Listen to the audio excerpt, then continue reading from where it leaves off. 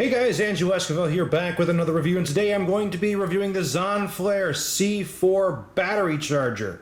Now this battery charger can charge a variety of different batteries. We'll go over that in a moment, but I primarily got this device to charge my 18650 lithium-ion batteries. You can charge the batteries using the standard wall sockets in your house, or it even comes with this little 12-volt car adapter to charge your batteries on the go. Now this thing can charge more than just 18650 size batteries. You can see right here we talk about a number of different size batteries, but the main ones for me is the 18650s, but you can do your AA's, your AAA's, a variety of other sizes. Really quick, I want to mention that despite the fact that this thing can charge a variety of different size batteries, the only two types it's really designed to charge are nickel metal hydride and lithium ion batteries. It will not charge things like lithium iron phosphate, for example, which is kind of an exotic type that you don't normally see,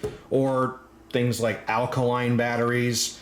The device will automatically detect what type of battery it is. Each one of these four chambers functions independently of each other. So I can put 4 different capacity batteries from 4 different brands in, and it'll automatically work and charge the best way for however type and size battery you have on an individual capacity basis. The cool thing about this charger is you can actually set how fast it charges, or it can detect.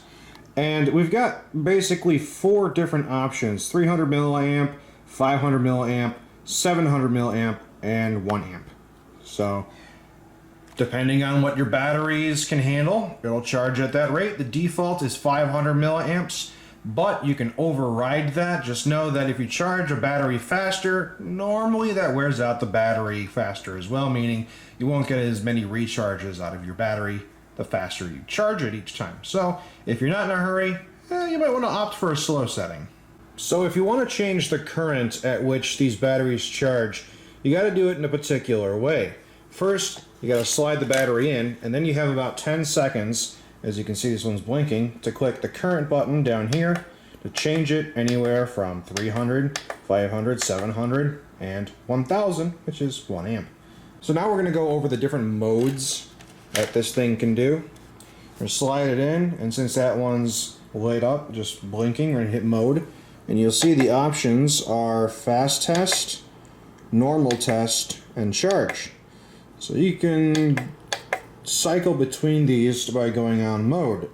So let's talk about what those different things do. These extra functions work as follows. The fast test basically charges the battery and then discharges it and records information about it, such as the capacity of the battery. Then we have normal test, which will charge it, then discharge it, and then charge it back up again. This takes longer, obviously, but it'll give you the same information, only this time, once it's fully drained, it'll charge it back up again. You'll also notice that we've got a USB port on the back of this thing. That's because if you fill this thing up with batteries, you can connect a cable to charge your phone. So now we're going to show off this thing as a battery bank. We want to just disconnect the charging to the device here, and we're actually going to see exactly what specs this thing is putting out, because I've got my USB multimeter here, and we just plug the multimeter into here. You'll see that I've got charging power right here. It'll say USB down here, and let's take a look at the multimeter. So we're just under 5 volts, which is perfectly within USB spec. We are just under an amp at 0.96 amps, 4.72 watts. Yeah, that's pretty good. So it's the equivalent of a very modest charger. Your standard wall charger for USB nowadays is like 2.4 amps. This is less than 1 amp, so it's pretty much safe for any USB device. So it won't charge anything quick, but if you need a charge and you got no other way to do it,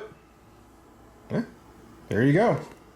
So overall, I really like the device. It has a lot of different really neat functions. You can charge 4 of my 18650 batteries and work completely independently on each single one of them. And I have a lot of devices that use 18650 batteries, so I'm quite happy with that. And if I get any rechargeable batteries that are like AA or AAA, it can handle that too. I mean, what's not to love about the device? It works well and it does a really good job, and it's got abilities that your average charger just doesn't have. So for the $30 that it costs for the 4 battery charger, I do believe there are larger scale versions of these chargers out there, but I've only gone with the 4 size. I didn't feel like I needed a huge one. I'd say it's definitely worth the money. This thing is quite good at what it does, and I've been using it for a little while now. It's replaced my 8 or 9-year-old Trustfire charger, and I'm quite happy with it. I think everything is pretty good. So that's pretty much it, guys. If you like this video, leave a thumbs up. If you want to see more content like this, consider subscribing.